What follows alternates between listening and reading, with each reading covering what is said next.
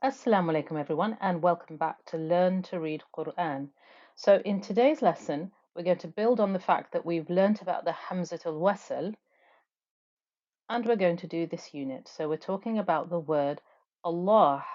So it's important that we've done and understood the concept of the Hamzatul Wasl because you can see the word Allah actually starts with the Hamzatul Wasl. So now we know because of last time's lesson that any word that starts with a Hamzatul Wasl, when it's followed by a lam, whether we're going to pronounce that lam or not, we will turn this into a true Hamza with a fatha. Okay, so we know that much. We now know that this Hamzatul Wasl, because we need to start on it, has turned into a true Hamza with a fatha, but we also now need to know something about the word Allah, and that's why we have a whole lesson just on this word, because it is a very special word, as you can imagine it would be. So you can see here that we will be joining to this middle lam with the shadda. I'm going to pronounce this word and then I'm going to explain how what you're hearing is how it's taking place. So we have Allahu. So perhaps that's not exactly what you had expected.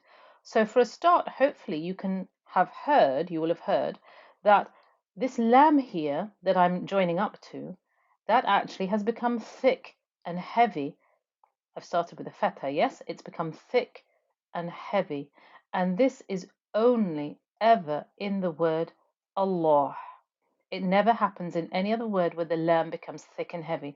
Lam is not a thick, heavy letter in general, but here in this word it becomes heavy. And also you can hear that there is a 2-count stretch in this word. I'll repeat it again. Allahu.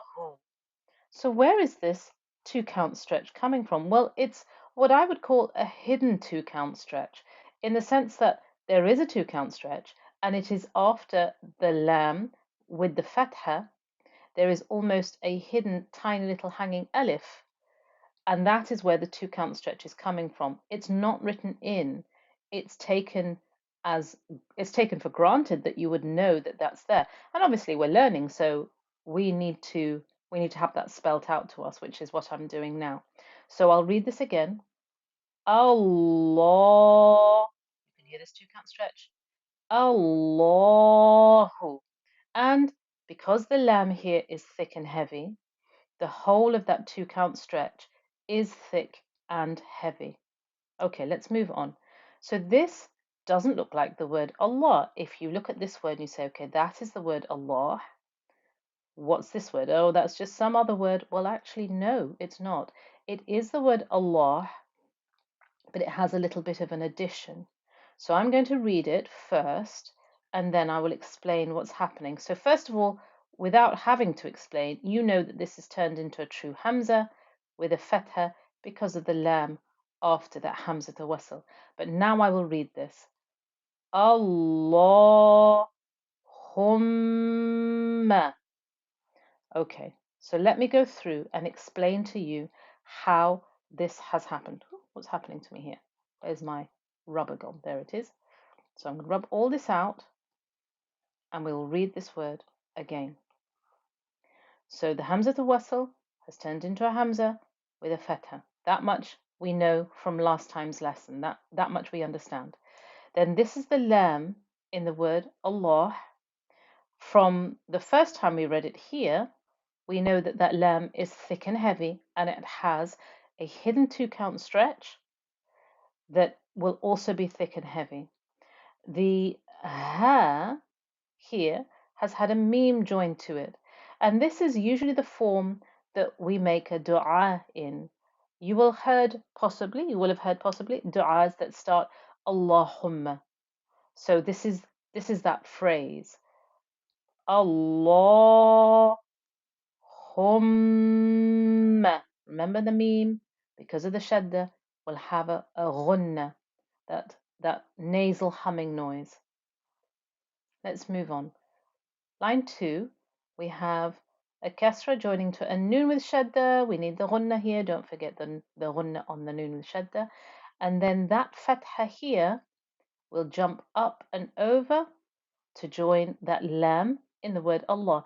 This we know from our Hamzat al-Wasl lesson, that when we meet a Hamzat al-Wasl, it's telling us to join over to the letter after it that has either a sukoon, or in this case, we have the shadda. So either way, you need a letter with a sukoon or a letter with a shadda, and that's what we have here. So we have inna. That's what we have in that first word. Now that fatha will join into the lam in the word Allah. So we have inna Allah. So the lam in the word Allah got the thick heaviness and it had a 2-count stretch. Now we have wa, sub, ha. This is a 2-count stretch, isn't it? Nallahi,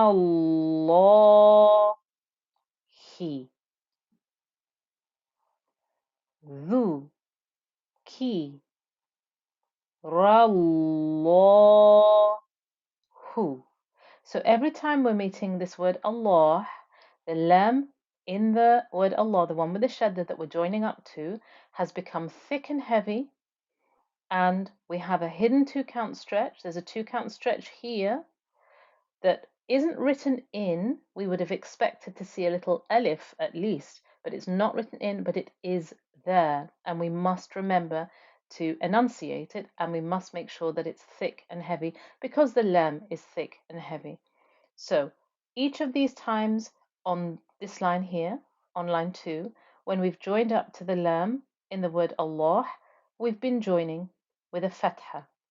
So on this line here, we'll see all examples when we're joining with a damma. So we have a fa. A hamzat al-wasl here means I must join to a letter with a sukoon or a letter with a shadda, and I have a ta with a shadda. So I have fatta. Then I have a qaf with a damma. Look along, I have the hamzat al-wasl. So everything between this qaf with the damma and this lam with the shadda will get missed out because they have no vowel on it. And the hamzat al-wasl is telling me to join into that lam with shadda. So from the beginning of this word I have fatta qullah. I'll read it one more time just so that you can hear it again, and so hopefully you can be clear about what is happening and where I'm joining, what is joining, which letter is joining to which letter. So fatta qullah. So again, the lam in the word Allah became thick and heavy. There was a 2-count stretch, a hidden 2-count stretch that was also thick and heavy. Let's carry on. We have wa, a, ti. That's a 2-count stretch. Now we have an ayn with a damma. We have a waw with nothing. This alif with the circle. Hamzat al-wasl. That means I need to join to something. Well, where can I join? I can join to the lam in the word Allah. So we have from the beginning of this word wa, a, ti, Allah. Again, the lam in the word Allah here, this lam here, became thick and heavy, and the 2-count stretch was thick and heavy.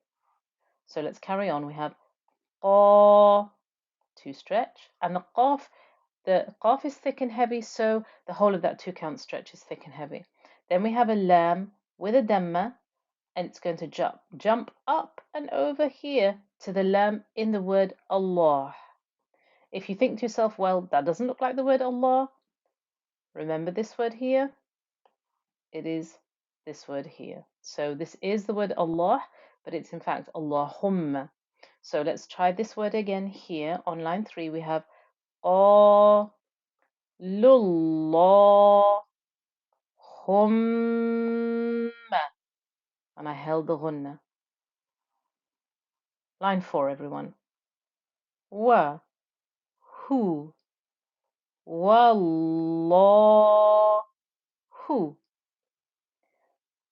la. There was a 4-count stretch. Did everyone spot that? That gave me the 4-count stretch. I, la. This is a 2-count stretch. Ha, illa. 2-count stretch. Hu, wa. So this is beautiful because this is what you will recognize as a testimony of the oneness of Allah. So I will read it again.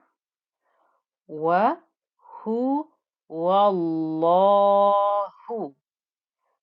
la ilaha illa huwa. Now let's move to line 5. Inna. Don't forget the shadda. That means we have to have the ghunna, yeah? We join up to the noon with the shadda, and noon with shadda means we must have the ghunna. Rabba. Ku. Mullahu. So again, the lam in the word Allah became thick and heavy, and the 2-count hidden stretch became thick and heavy. So it appears that this lam in the word Allah is always thick and heavy. Well, we've only looked at it when we've joined up to that lam with a fatha, which was in line 2, line 3, and line 4.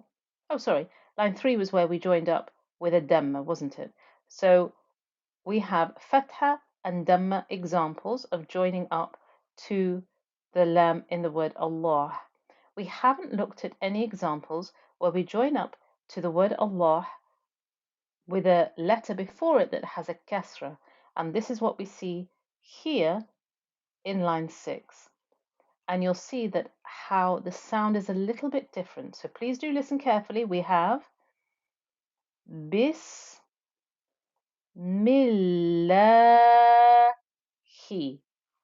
So hopefully you'll have heard a slight difference, and I'm going to explain what the difference is. So when you join up to the lam in the word Allah with a kasra, as in this example here, the lam stays light. It's not heavy anymore. So that means what we're learning is that when you join up to the lam in the word Allah with either a letter that had a fatha, an a noise, or a letter which had a dhamma, an u noise, that is the time that the lam in the word Allah is thick and heavy. But if you join up to the lam in the word Allah with a letter that has a kasra, then the lam stays light, but you don't lose the 2-count stretch. That stays, only the 2-count stretch will be light because the lam is light. Now, we've met this before where kasra has a habit of making things light with the letter ra.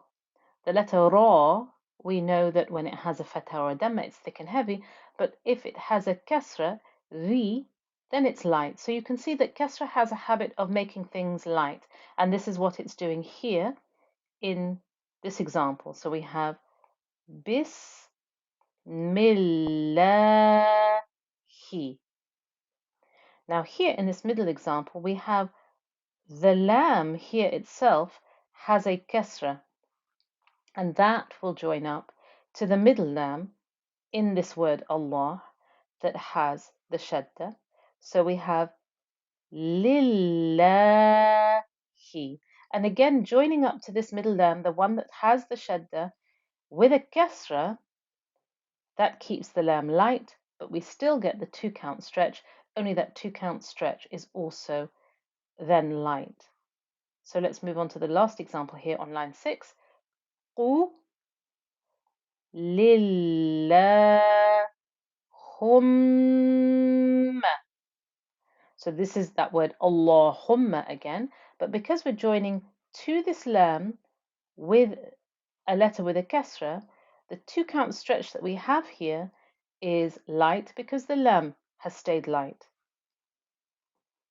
And we see this again here on this final line. قُ لِلْ حَمْدُ لِلَّهِ.